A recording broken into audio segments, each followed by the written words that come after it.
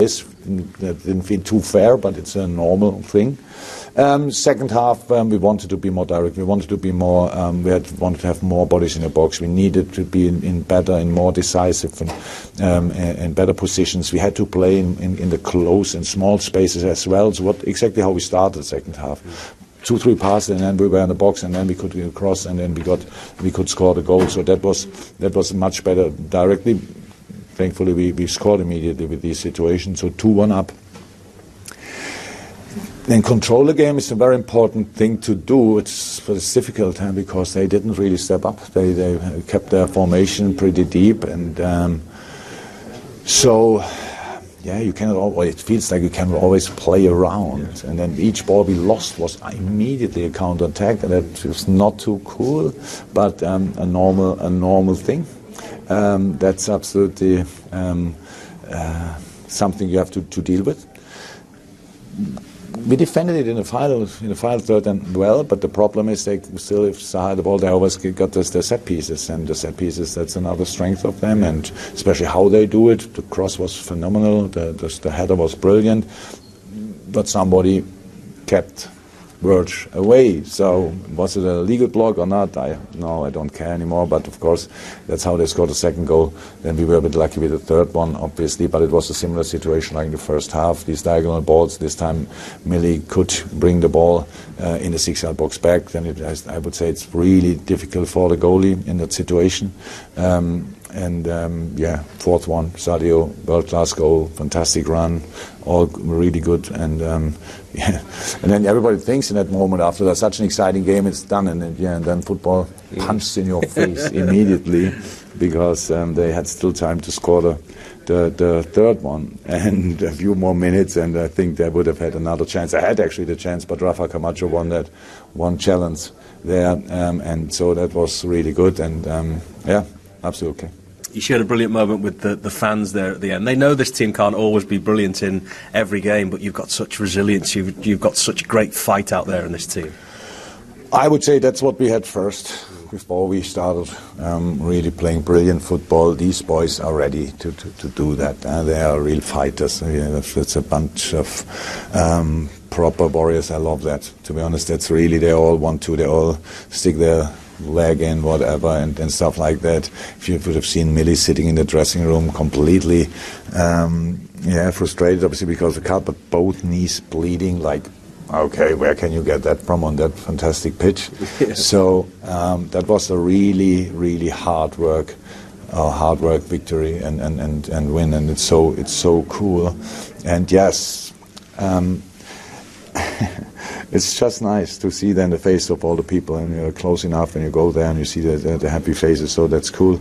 Now we need the time to recover, obviously, because we have we had a few injuries. Hopefully we can bring a few back. Millie will be out, and for sure, unfortunately, but we will see. As long as we have enough players, we'll find a solution. You talked about the legs being bloodied and some of them needing a rest. Sometimes the minds need a rest as well. It's been such an intense period mentally too. Yeah, but that's December. January is not that much. That's not the problem. The boys could play from here now pretty much every second day. They really are in it. The problem what we had to come through with the centre half situation, and that worked somehow out, and then on the fullback situation that worked somehow out so far. So that's intensity in midfield. Gini not in, so that's you cannot make the changes like you want. So we need to make sure that we are ready, and it will be that these games. You might remember the first game against Crystal Palace at Palace, very difficult game. Wow, what a difficult game. Brighton at home, very difficult game. So we had these in the first part of the season as well. The games will stay difficult. There's no doubt about that. But we showed today again, or the boys showed today again, that they are ready to fight each battle, whatever you want, and wherever we go. So that's good. And now, 2 days bit of recovery, and then prepare Leicester. Well done. Thanks for talking to us. Thanks, Bob.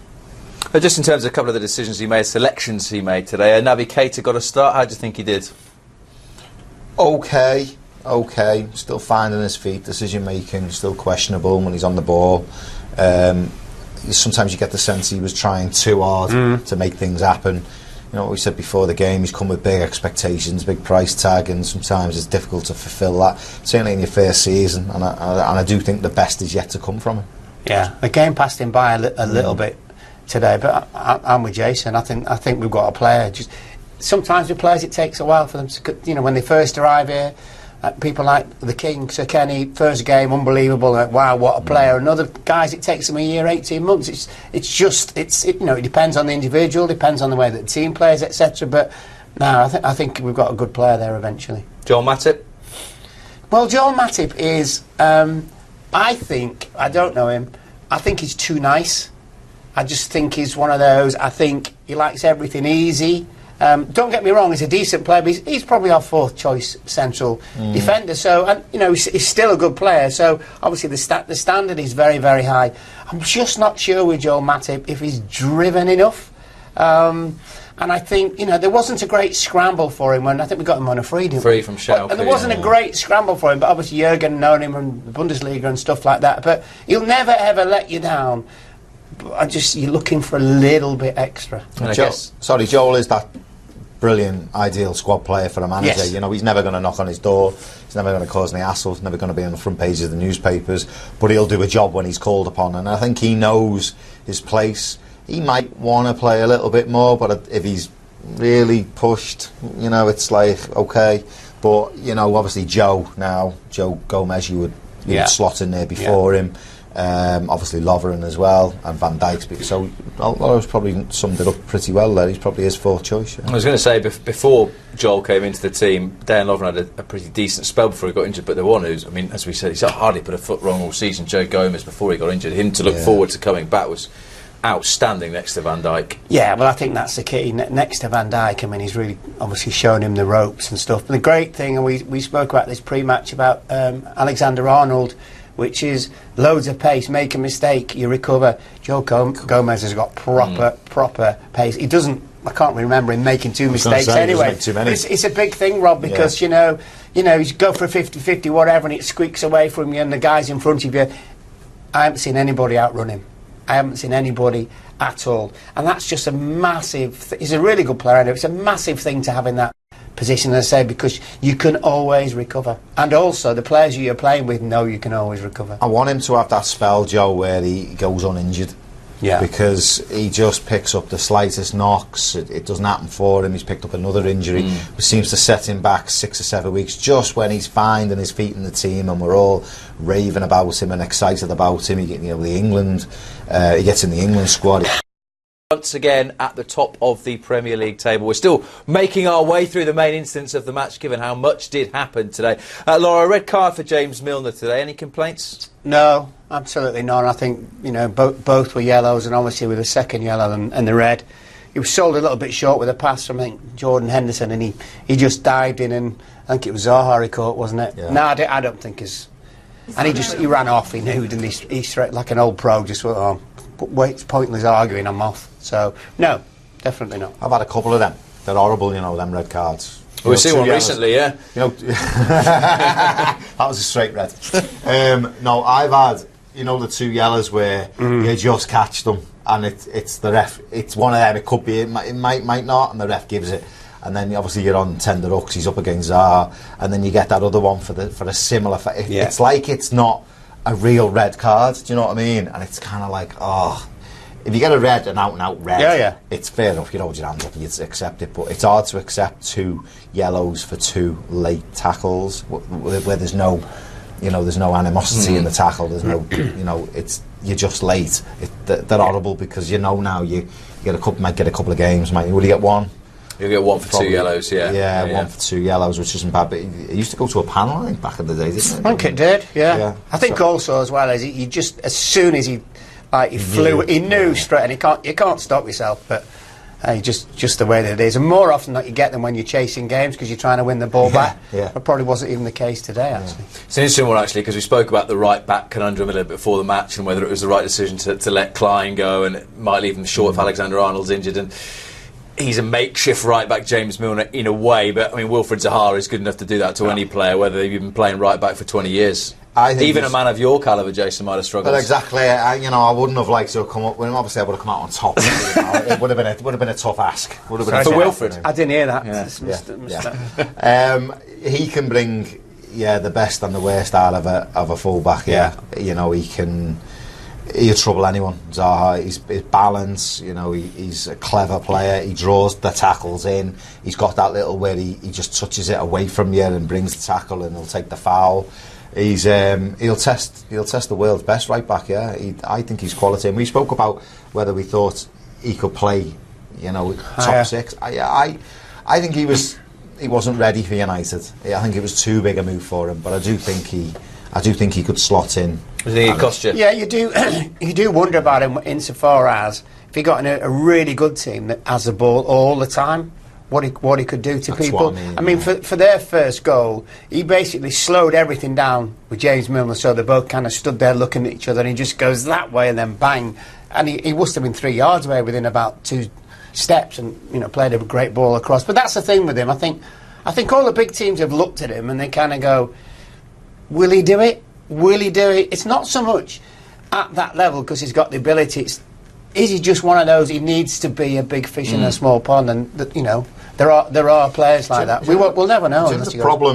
Maybe the problem is I agree with Laura that they must be looking at him thinking something can't be right. Yeah. Do you know what I mean? What is it? What is it? Yeah, a lot of money, 100 million, I think.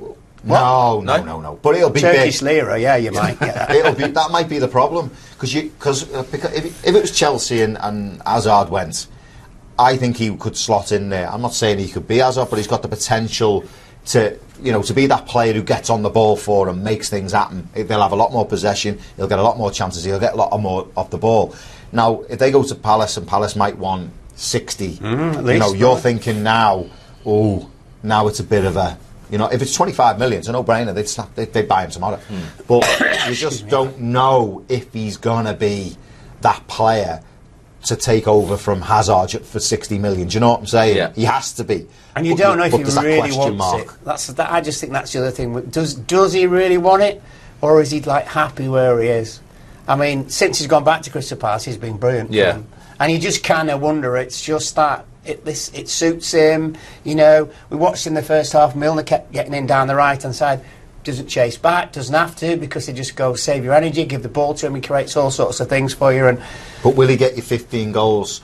60 for 60 million, that kind of player. Would he score you 15 goals? You want 15 goals. He won't.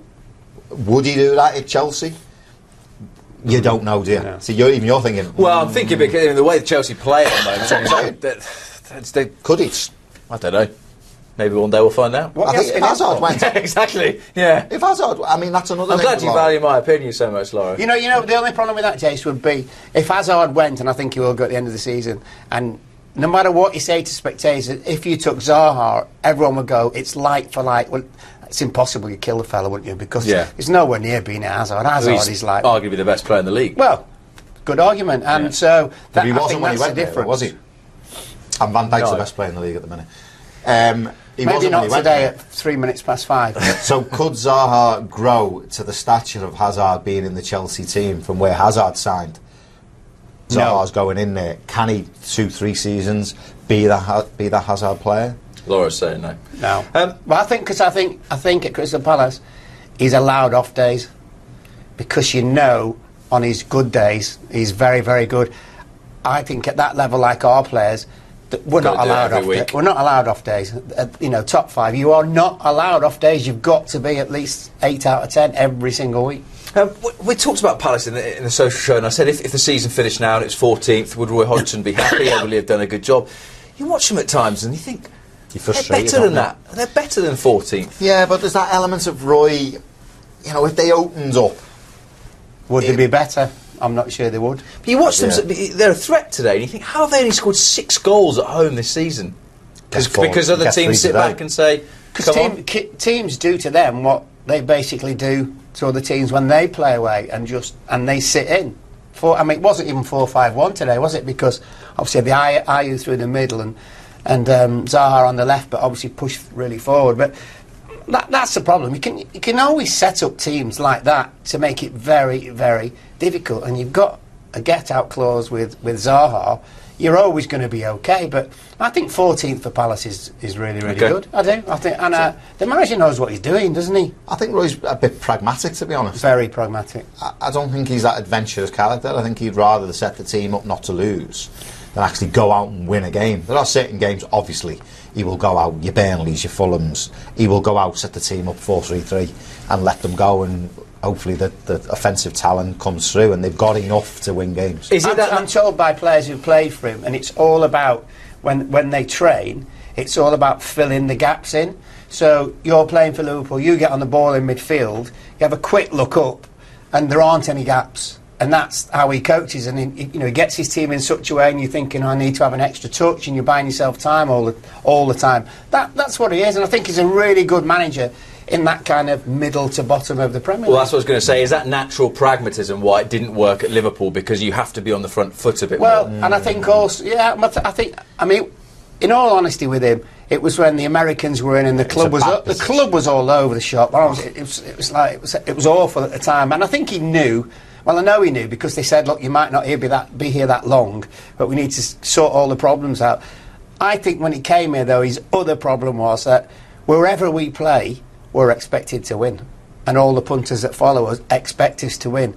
And a 1-1 at West Bromwich Albion ain't Not good gonna cut enough. it. And I think on certain occasions, Roy would come out and go, we did really well today, and we stopped West Brom playing and all that, and people go, did we? Correct. Yeah. Why are we stopping West Brom playing? Yeah, yeah. Why aren't we beating them 3 and 4-0? In the market sometimes, it's not always his market. He once might have looked a bit more expansive, a bit more different players. But then again, he might have been told, well, you're in this market for this kind of player. Yeah. And then you're looking at the best players in that bracket. I think Christian Poulsen was Poulsen one of his players he brought Joe in. Cole, I think. Yeah, Joe, it was a gamble. Yeah. Joe didn't quite work. No. Poulsen, Ivanovic would have been one, I think, probably. They're not Liverpool players. But Roy is not necessarily behind the transfers, you know what I mean? No. We did there have was constraints. Was Kamoli here at the time as well, picking on players and stuff. The club was a mess, to be honest, when he took over. That's why he got the job. Well, who's going to turn Liverpool down? They come to you and say, listen, we want you to take over. You're not going to turn. That's why you're here every Saturday, Jason, because you don't turn Liverpool down, do you? Exactly. He's not here Saturday when they play on Sunday, though, is he? Let's have a look what else has happened in the course of the Premier League this afternoon. Plenty of goals, actually, plenty of great games. The first one of the day at Molineux was a crack. Another 4-3. Hat-trick for Diogo Jota means Wolves beat Leicester by 4-3. So the pressure continues to mount on Claude Puel, the Leicester City manager, who are, of course, the next visitors to Anfield. Bournemouth needed that win today. Goals in either half from Callum Wilson and from Joshua King. I tell you what, it's not West Brom, it's West Ham they've beaten. It would have been quite weird if they'd beaten West Brom, given they're not in this division. Anyway, 7 straight league wins for Manchester United against Brighton. Marcus Rashford and Paul Pogba are on target. Pascal Gross got one back for Brighton. Big win for Newcastle out of the bottom 3 tonight. 2 for Fabian Schär and 1 for Jose Perez. And victory for Southampton, who continue to go from strength to strength under Ralph Hasenhüttl. 2-1. They've been Everton, James Ward-Prowse, and an own goal from Luca Dean. Gylfi Sigurdsson getting one back in stoppage time for Everton, and one that won't get too much airtime on Match of the Day tonight. Watford 0, Burnley 0. The late kick-off is at the Emirates. Arsenal Chelsea tomorrow. It is second place Manchester City going to Huddersfield, and third place Tottenham going to Fulham. Table looks like this then. Liverpool, as we know, are 7 points clear, having played a game more than Manchester City. Real bun fight going on for that final, maybe even the final 2 Champions League spots now. Tottenham 48, Chelsea 47, Manchester United up to 44, and Arsenal have 41. Down at the bottom, it is looking bleak for Huddersfield.